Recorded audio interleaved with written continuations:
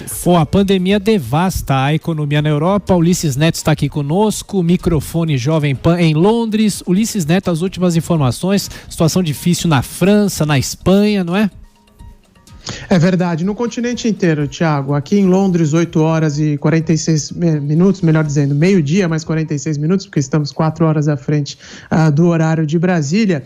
E essa quinta-feira está sendo dedicada para o anúncio, dos resultados de diversas economias ao redor do continente.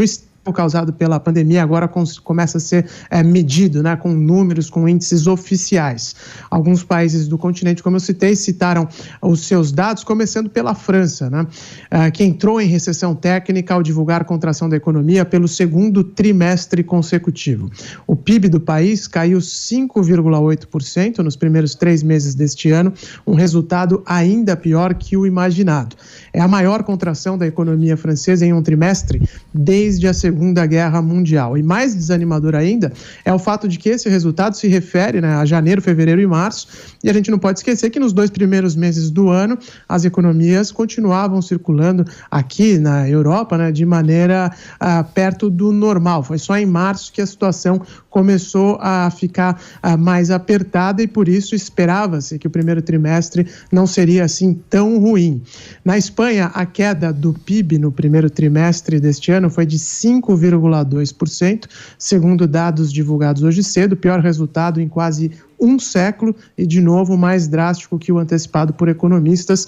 As incertezas pela frente são tão grandes que o próprio Banco Central da Espanha tem uma estimativa bastante larga sobre o que deve acontecer no PIB do país durante o ano de 2020. A projeção mais otimista fala em queda de 6,6% neste ano e a mais pessimista em 13,6% em 2020. Está claro que a redução das economias europeias vai depender também da flexibilização da quarentena. Essa recuperação depende de quando e como as economias vão sendo abertas, Mas nenhum país por aqui está correndo para abrir seu comércio ou fazer algo que o valha, porque o risco de uma segunda onda é iminente. A França já divulgou regras bem rígidas para a volta às aulas, que está marcada para o dia 11 de maio por lá, além dos trabalhos de descontaminação constante nas escolas, utilização de máscaras, haverá também limitação, um limite de alunos por sala de aula. Espaços com 50 metros quadrados, por exemplo,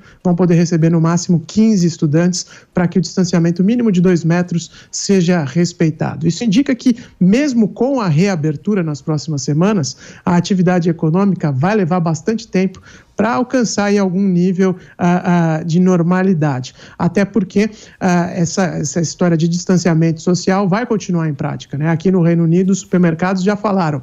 As filas que hoje se formam nas calçadas, porque há um controle, só entra uma pessoa quando sai outra, há um limite de consumidores dentro de um supermercado. Essas filas hoje, que fazem parte da vida aqui no Reino Unido, vieram para ficar. Os próprios supermercadistas estão dizendo que não tem como remover essa restrição pelo futuro aí que a gente pode prever. 2020 vai ter essa situação, por exemplo. O primeiro-ministro Boris Johnson vai falar à nação hoje, deve dizer que ainda é muito cedo para relaxar a quarentena por aqui.